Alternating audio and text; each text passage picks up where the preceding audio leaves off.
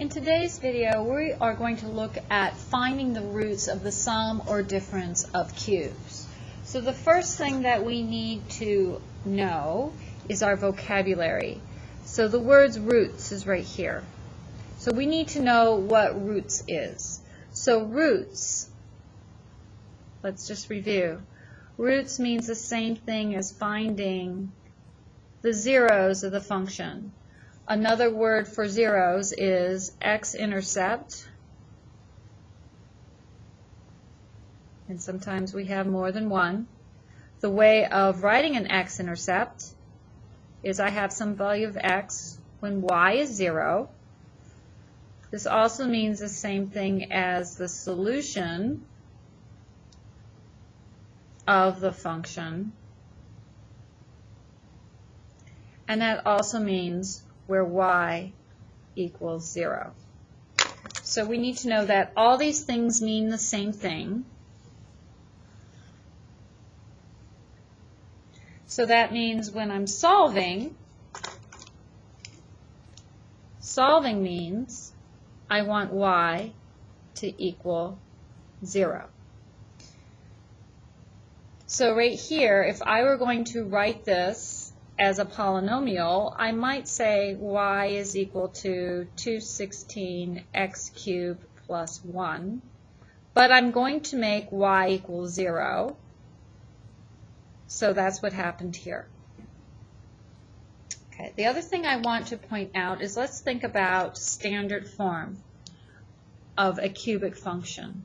So I know this is cubic because I have a third degree. Standard form would be ax cubed plus bx squared plus cx plus d, and because I'm solving for the 0, my y would equal 0. So if we look at what I have here in green, the function that I'm actually trying to solve, I see that I have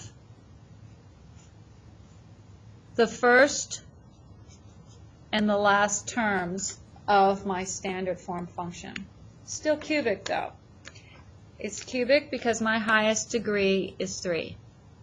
The other thing that I need to realize is because this is a third degree function, I should have 3 roots. Okay. So we always look at what we have, so I should have 3 roots. 216 is a perfect cube, x cubed is a perfect cube, so I know that my first term is a cube. 1 is a perfect everything, so I know 1 is a perfect cube. And here I have the sum. So I need to recognize this as the sum of cubes. And because it's the sum of cubes, I am going to use my pattern. So what is my pattern? My pattern is a squared, b squared with ab in the center.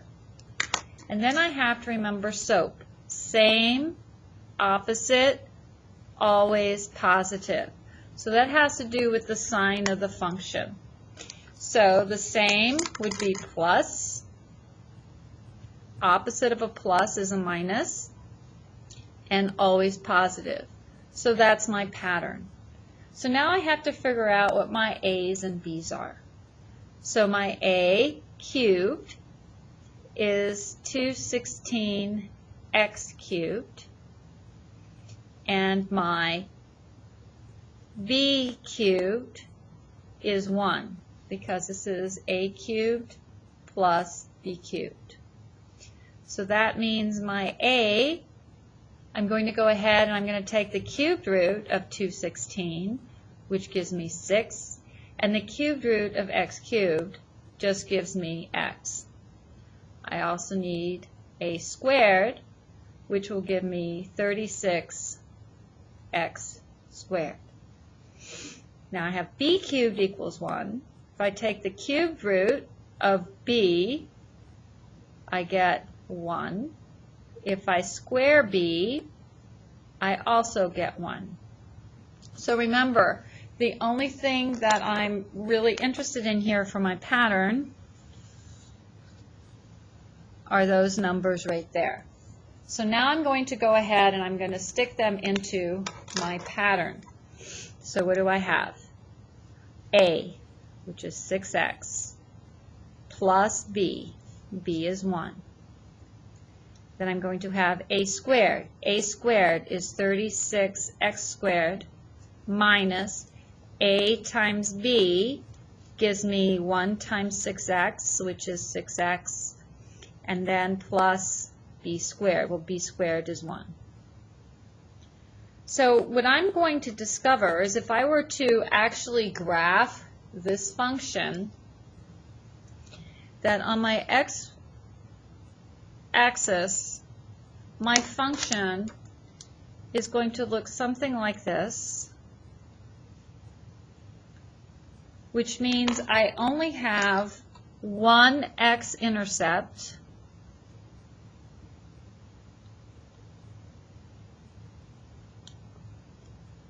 on my x-axis, which means that I only have one real zero.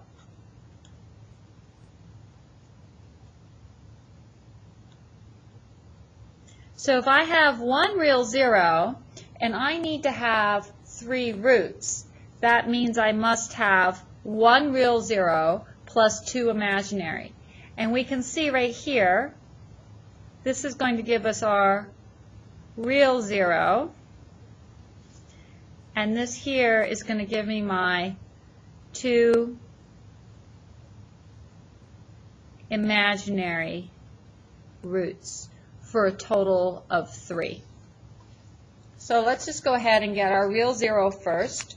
So remember, all of this was equal to 0, which means I'm going to set up my 2 factors equal to 0. So I'll have 6x plus 1 equals 0.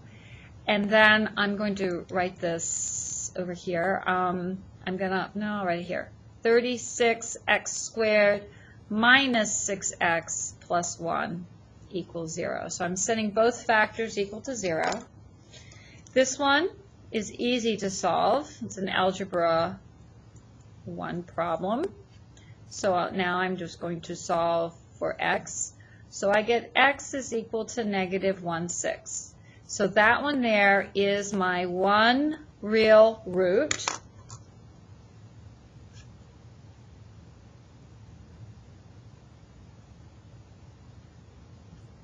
Now if I try to factor this, I'm going to find that I cannot factor it.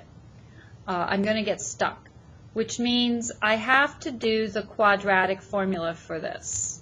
So this one here demands that I do the quadratic formula.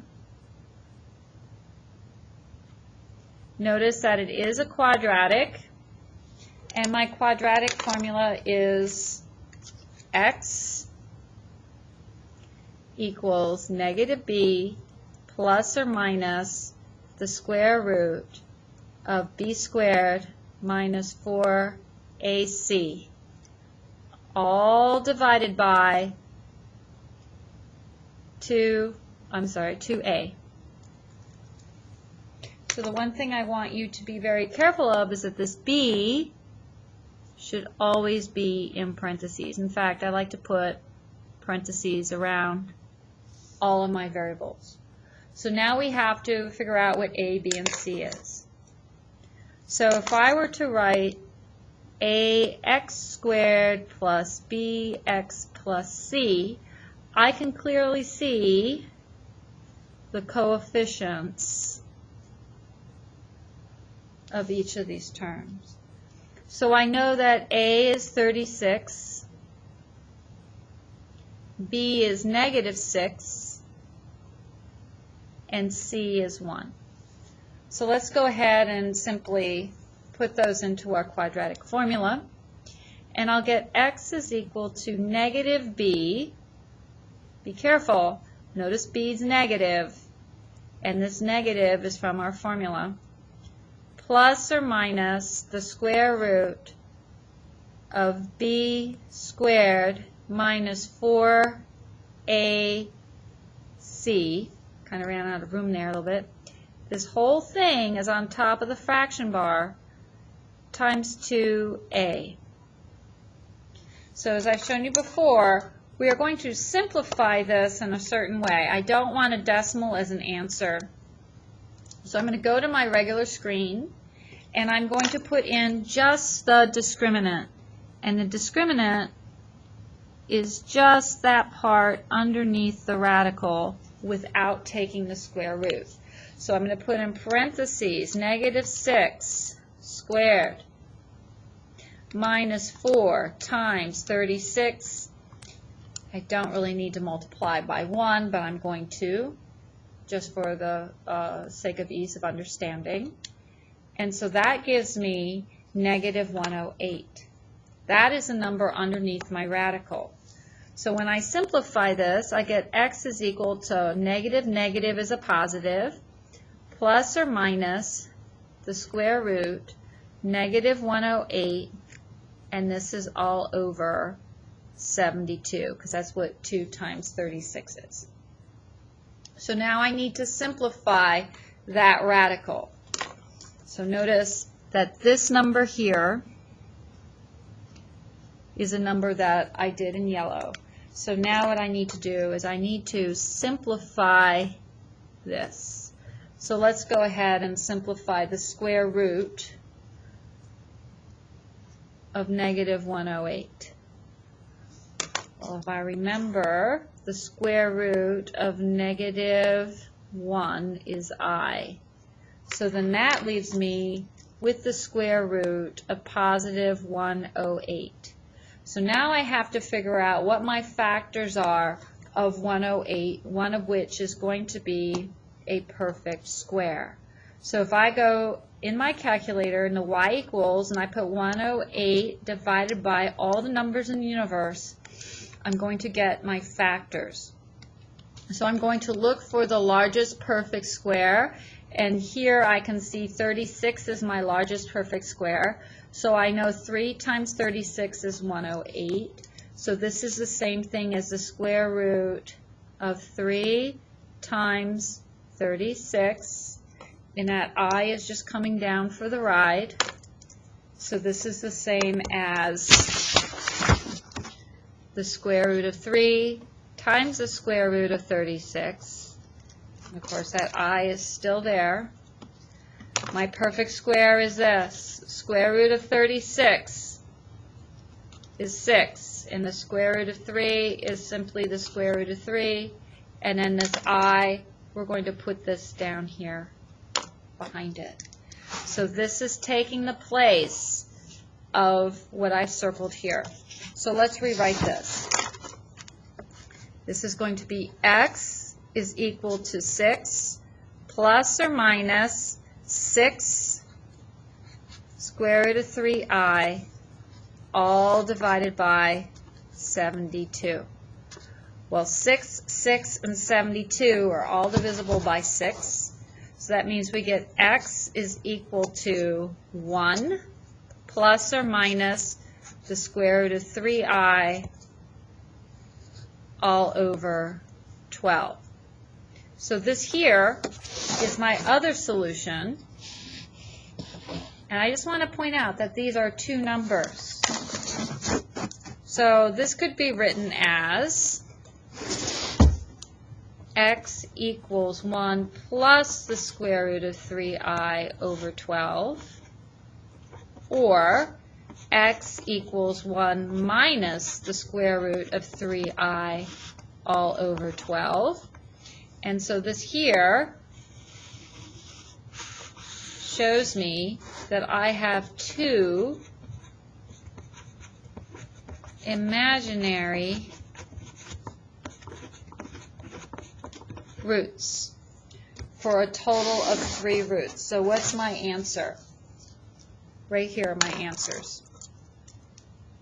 There and there. That's how I would write my answers, my solutions, my roots. Okay? X equals -1/6, and x equals this imaginary numbers, the two of them.